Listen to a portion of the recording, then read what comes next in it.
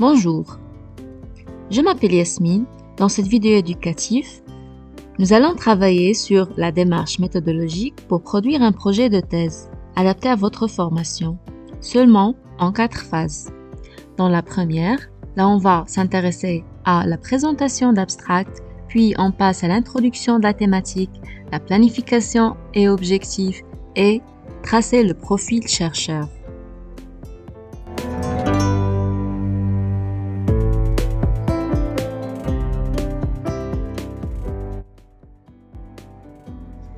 Le choix du sujet est votre premier pas vers la recherche.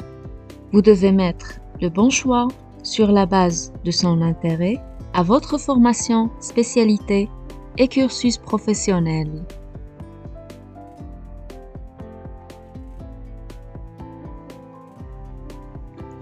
Il existe une multitude d'abstracts. Bien sûr, vous allez déjà effectuer des lectures concernant la thématique, donc vous savez très bien la plage où vous allez nager.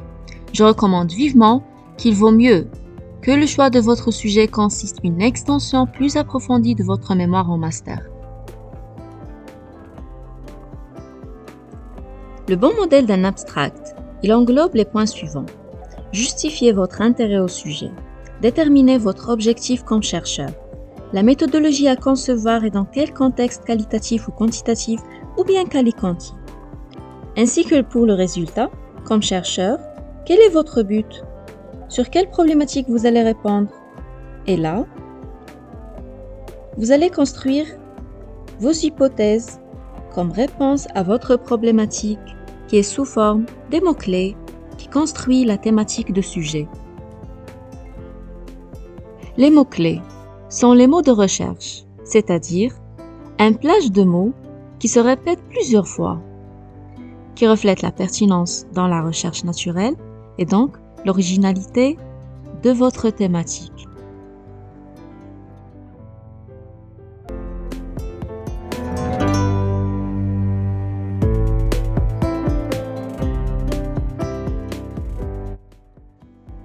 Introduction de la thématique.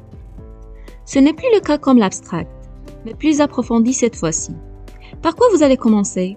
Je recommande de faire des lectures et se baser sur l'auteur original qui a évoqué la première fois votre thématique. Et à ce point, vous allez survoler sur les auteurs contemporains. Après la lecture, vous allez introduire votre sujet sur la base de votre compréhension, c'est-à-dire apprendre à synthétiser. Décrire votre motivation à la recherche et avoir les valeurs scientifiques. Vous allez me poser la question, pourquoi? Car la recherche vous apprend la responsabilité sur chaque mot et donc, vous gardez la neutralité et évitez la subjectivité. Vous êtes un chercheur qui trace son propre modèle sur la base des hypothèses et donc, vous allez construire votre perception de recherche.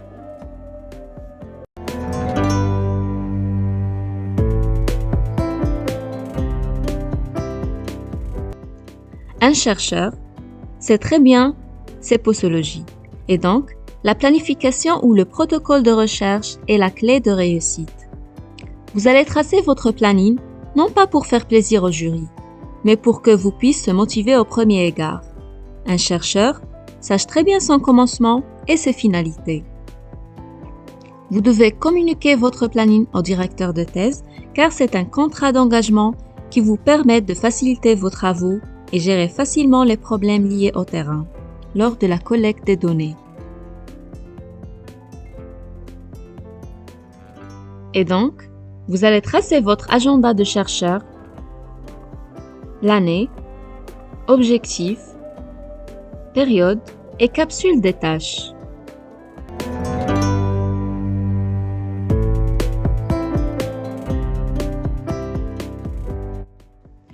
Le profil chercheur. Cette phase reflète votre profil académique et professionnel. Vous avez besoin de faire un CV ou bien un curriculum vitae qui facilite votre présentation devant le jury. Si vous avez mentionné les stages d'études, vous devez lier les thématiques que vous allez adopter le long de votre cursus professionnel. Votre posture comme chercheur doit être bien visé et remarqué par votre personnalité.